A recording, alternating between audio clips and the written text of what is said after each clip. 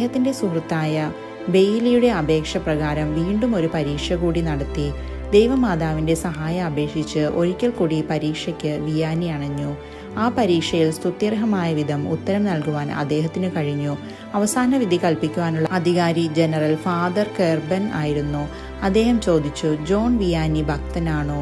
ദൈവമാതാവിനോട് അയാൾക്ക് ഭക്തിയുണ്ടോ? അങ്ങനെയെങ്കിൽ പട്ടം കൊടുക്കുവാൻ എനിക്ക് മടിയില്ല. ഇത് കേട്ടപ്പോൾ ഫാദർ ബെയ്ലിയുടെയും ജോൺ വിയാനിയുടെയും കണ്ണുകൾ സന്തോഷം കൊണ്ട് നിറഞ്ഞു.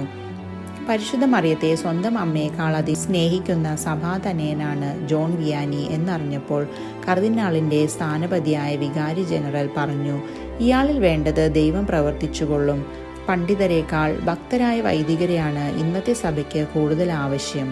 മരണം വരെ പരിശുദ്ധ കന്യകാമറിയത്തിന്റെ അതീവ ഭക്തനായിരുന്ന വിശുദ്ധ ജോൺ വിയാനി അങ്ങനെ 1815 ആഗസ്റ്റ് 15 പുരോഹിത പദവിയിലേക്ക് ഉയർന്നു.